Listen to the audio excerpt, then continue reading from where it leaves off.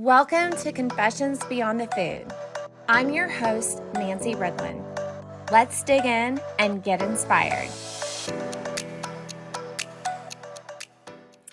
Welcome back to Confessions Beyond the Food. Today, I'm joined by a good friend and industry standout, Jason Morgan from Edwards On & Company. He was recently named DSR of the Month, one of the top honors in food service, recognizing his dedication, hustle, and results. From delivering unmatched service to building rock-solid relationships, Jason's been doing it all. And today, we're getting into what drives that success.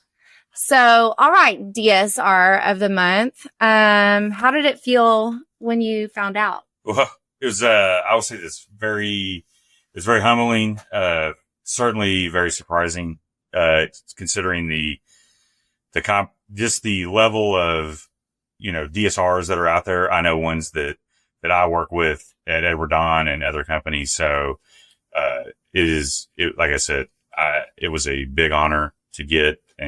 But there are lots of deserving people out there that, I know could have gotten it as well. So.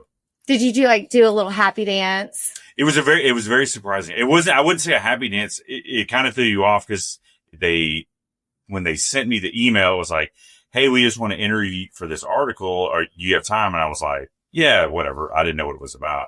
And then all of a sudden they kind of were like, hey, just so you know, it's this. And I was like, okay, that's okay. And they're like, we have to do this very fast though. So we got about a week to get all this in. And so I was like, all right, well, let's get it set up. And it was all good. And, but it was very surprising. And, I really didn't know what to make of it. So, cause I didn't know what the whole process was and all that. And so, yeah, it was, like I said, but surprising and humbling. That's awesome. And I mean, I was doing a little research and there's not an exact number out there, but I think there's like 60,000 DSRs in food service. So that's pretty big. Well, I'm like, listen, I don't know how my name got to the top of that list, but I won't ask questions. And it, like I said, I was, it was very nice to be recognized, like I said, especially considering the company I'm in. Yeah. Well, that's amazing. Yeah.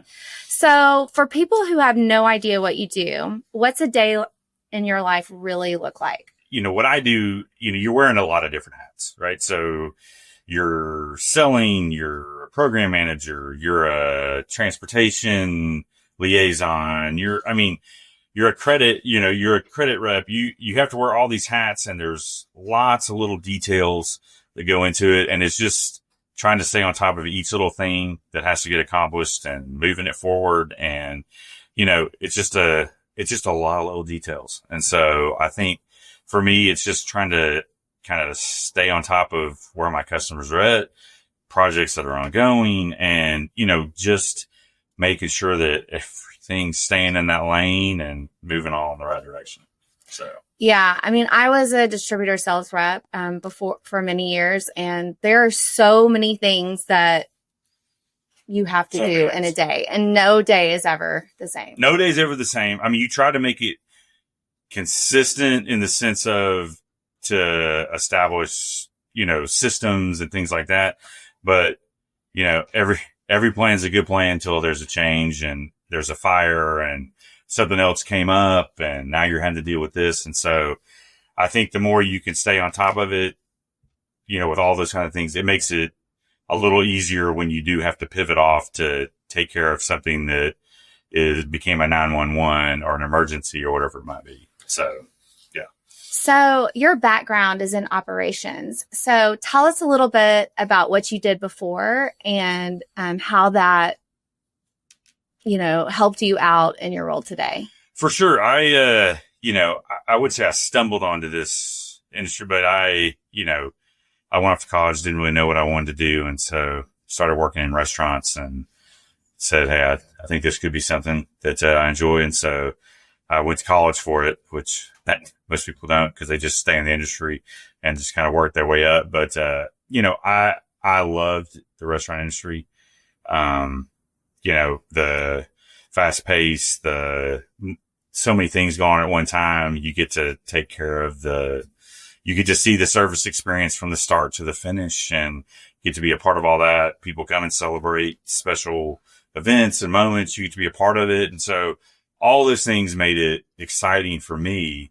I think the hard part is the things that I think I enjoyed about it when I was younger don't always, it becomes a little more difficult once you have a family and you have kids and all this. And so that is really the only reason that I got out of it is there just wasn't a lot of give. And so luckily I, talked to somebody who helped me. That's right. This lady sitting next to me, said, "Hey, why don't you talk to Edward Don?" And, I think you'd really enjoy it. And I did. And it was probably the best thing and one of the best decisions I've ever made. Wish I'd have done it years sooner. And, but it did help me. I think it helped me have an understanding of an operator and what their day's like and what would be beneficial for them and how I could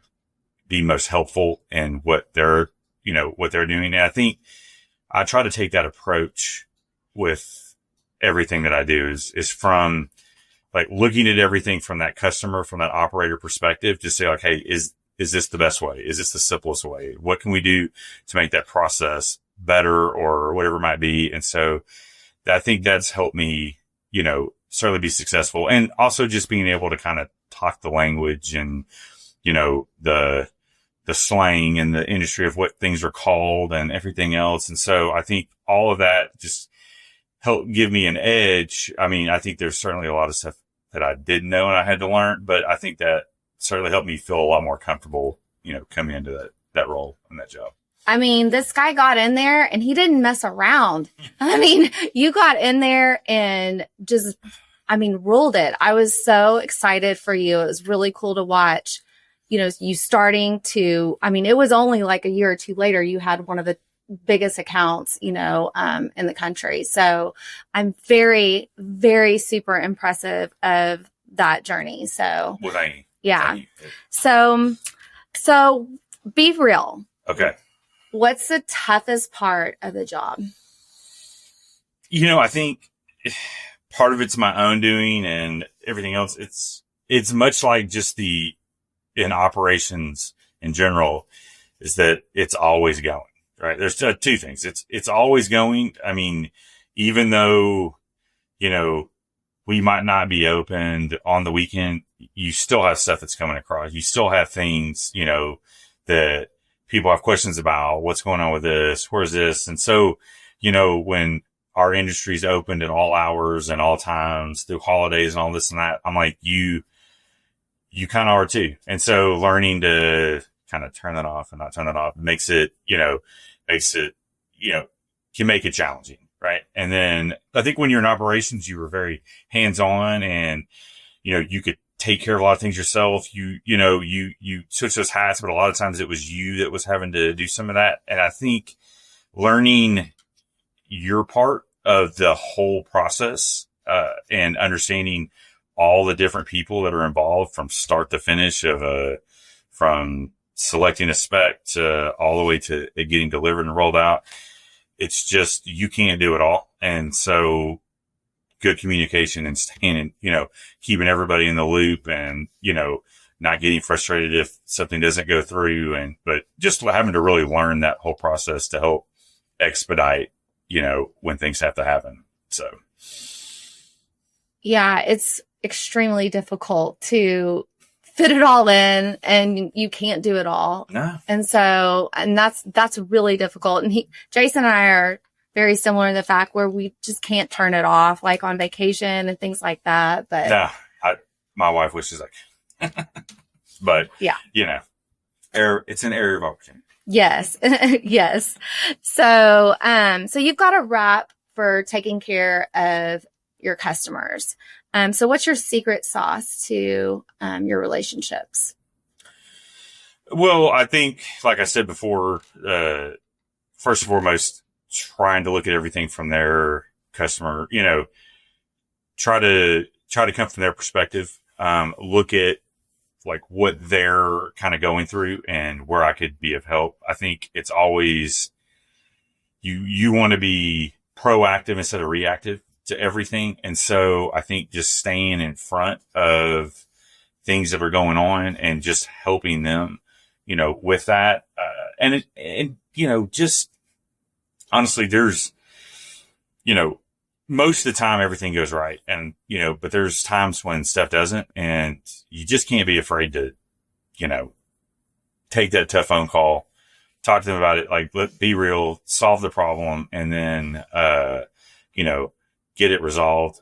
I always say, I had an operator that I worked for that told me that, you just want to take the anxiety out of every situation that they have. So, they just want to know when people come to you for something that they have somebody that owns it with them and that they have it. And so, I want to take that off their plate, because I know if I can do that, then they're not going to be focused on this anymore. They can go do other things. And I know what that's like in the day.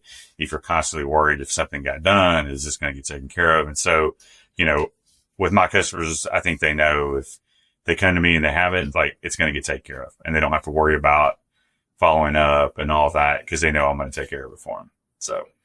So can you give us an example of how you take care of it when something does go wrong?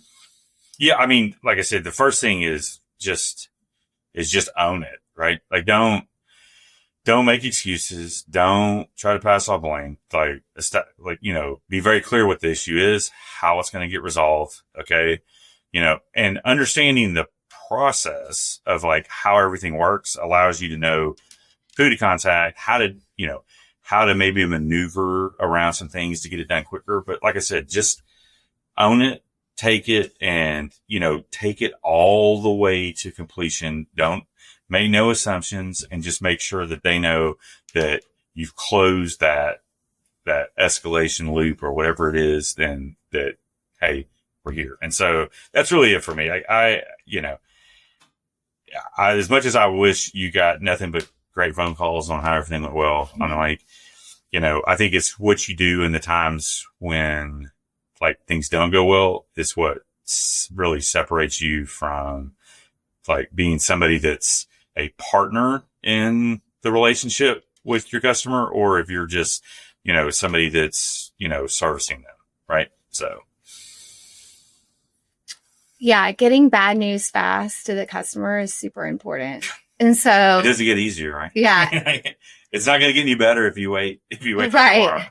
Right. And then just finding, that creative solution. Mm-hmm. And so being a problem solver. Mm-hmm. So that's awesome. So how have you seen the game change, whether it's tech, expectations, or how people buy?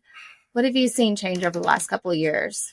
I think certainly, from when I started to now, online, and just there's the transparency of what things cost, and just the different avenues that people can get things from. Where Amazon is now versus where it was, other dealers and things like that. It's hard, I don't think, even though I feel like Everdon and, in what we do, we certainly are very competitive when it comes down to price. That's not what we're trying to sell. And so when you're dealing with that, I think we have to, you're really trying to make sure that they understand what the value that you bring to that. And so, like I said, I think that's made it, a little more difficult. And certainly all the AI in its infancy right now, there are great aspects of what it can do to, you can get things quicker, or how information that can be very helpful. I think, I'm interested to see how that all kind of changes over the next couple of years too. But, it's, definitely that. I think it's just the information faster at people's fingertips, and how they communicate and all that is just, it just keeps changing. So how are you using AI in your day to day? Yeah. We certainly, we're seeing it in our ability to do like quoting and getting things so it's much faster on larger projects, which is great. Things that could take, lots and lots of time, cuts down to allow you to focus on other things. And like I said, just getting information and, how we can send, respond to things and message and all this kind of stuff. It just allows us to, I think, be a little quicker, with how we are able to do some of that. And so, like I said, I know Everdon's certainly embraced it and that we are putting a lot into that. And so I'm anxious to see how that keeps evolving with what we do. So, I mean, it's exciting. Mm-hmm, it is. Kind of scary. Well, but it is until they're like, hey, you don't have a job because there's this nice AI guy here that can take care of everything.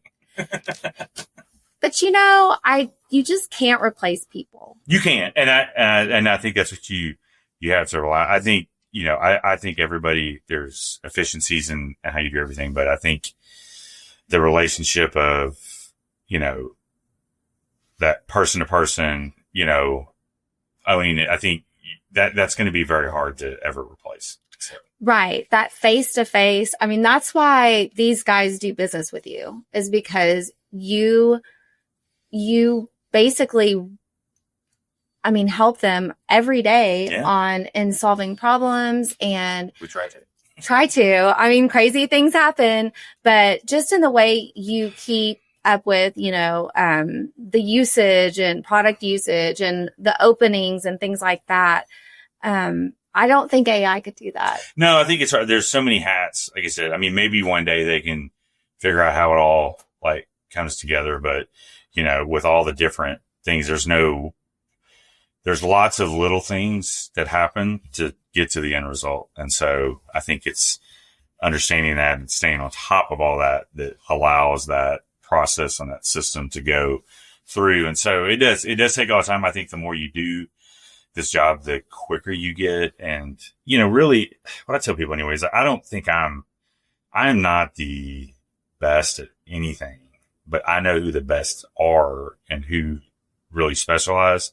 And I know who to call, or who to reach out to get that information. And so, which makes it more powerful for me to know that I might not immediately have the solution, but I know who does. And we can, customers can feel like they can come to us with anything, and we're going to be able to find something for them, so. Super important to tap into your network. That's right. So what's something you wish you knew when you were starting out? I would say this. I would tell, I knew some in this industry, with being in operations and all that. I wish I would have, I have over time with Don, developed great relationships with just some super heavy hitters that have been around for a long time and done it. I wish very early on I would have spent a lot of more time with somebody like that to really understand how they do things. I tried to, ask questions and things like that, but I wish I would have done more to really see, because I think it's pretty amazing. There's typically not one way to get to an answer. And all these people that are successful all have best practices that they use that have allowed them to be successful. And I think taking those different tools from their toolkit that work for them and all this and that would have helped me even bridge the gap sooner, or help me be more successful in how they go about things. And, I should have been more proactive, I think, with that starting out. It's hard because you're learning so many different things. And it's hard you have a territory at the same time that you're trying to take care of. And so, like I said, it's difficult, it's difficult to do, but, those relationships with those people, they're invaluable to me now. And, I have people that I can call and that I talk to on a weekly basis that, help me with all the stuff that I'm dealing with customers and kind of what they're seeing out there and all that really helps me kind of stay in balance with everything going on. So I think that's such a good point, because I know for me, when I was at Dawn and learning everything, there were people there that had been that worked there for 20, 30 years. Yeah. So, and they're super successful. They love what they do. And so I loved getting to talk to them. And I think that's really good advice he's giving y'all. So I wish I would have spent more time doing that as well. So, yeah. Well, it changed, I think, from with COVID, then you're not in the office. There weren't as many events, like how you were network and how you were doing all that all kind of changed. And so, that value of the face to face and just sitting down and doing it, like that kind of went away for a little bit, and then it came back. But, I think, having a mentor or whatever it might be that can really guide you through, is important. I mean, I've had great bosses, since I've been here.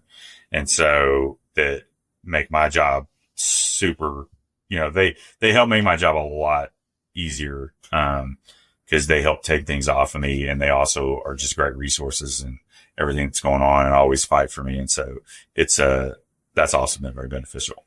So that's great. So thank you so much for coming in today. Like I have mad respect for you, Jason, and all the things that you do, and just watching your thought processes as we work together. But really proud of you for DSR of a month. I mean, that's just huge, but I can't let you out of here until you tell me your confession. No. Okay. So this is something I'm confessing to, something that nobody might know about me that is like, what? That kind of thing. Okay. Well, I actually got thrown out and not arrested, but handcuffed and kicked out of a Willie Nelson concert for moshing and everything now you might think that doesn't happen, but I will tell you, it was not because I wanted to. I was in Lubbock when I was at Texas Tech, and I was with some friends of mine, and the next thing I knew, I was getting picked up and people were moshing, and I was like, what's going on here? And I just see I'm getting carried, and I'm going over, and I'm like, yeah. So they pick me up, and so I'm getting going, and you're going like towards the man, and I'm like, oh wow, this is so cool. And then all of a sudden you realize, like, well, there's a gap. Like, I'm not getting put on the stage. I just see, I see people fall. And so next thing I know, I fall like 12 feet in this pit. And a nice policeman just said, hey, sir, why don't you come with me? Wrote me a ticket for trespassing and said, you can go out right here. And, so yes, that you would think that that's not a thing, or that people wouldn't do that, but, that did happen. And my ride, yes, at a Willie Nelson concert, and my ride was still inside, and I couldn't have been probably 3 months in. It'd probably be in the Tech. Didn't know my way around Lubbock. So yeah, fun times.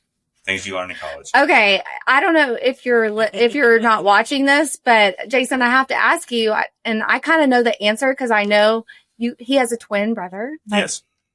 Look a lot alike. And so, I knew his twin brother in college, and he was the size he is today. I mean, did you grow a lot after? I mean, you're a pretty tall guy. I wouldn't say that I'm in my fighting weight like I was back then, but, it's amazing when 4 or 5 people go pretty quick, and so you're just going and nobody's asking questions, and you're just getting passed down the line. And so, yeah, that did happen. I think that was the last time that I've ever done that. And so, yeah, you live and learn. So. You live and learn at the Willie Nelson concert. Don't That's form right. a mosh pit. It doesn't end good. Yeah. So yeah, I think that would have happened at Bush or something. That's what I said. Well, I think I was laughing at I started seeing people doing it, and then I heard voices whispering behind me, and in the span of about 5 seconds, I just was up and getting past, and I was like, and once you're up, I'm like, there's there's no way to get down. And so you're just kind of along for the ride at that point. So crazy. That's a great confession. is it? I mean, It really is. I like it. Like, police and handcuffs and tickets. So, I mean, is that spicy enough? It's super spicy. I like it. I did not know that was going to come out today. So I'm going to have to pull your brother for some more stories and confessions. So Listen, that's a whole series. So that could be a fun one. That's right. That could be a fun one. Well, thank you so much, Jason. Thank you guys so much for joining us, and we'll see you next time. Thank you, Nancy. Thanks, guys. For more inspiration, follow our social media at W3 Sales. Please like, comment, and subscribe. All the things. We would love to connect with you.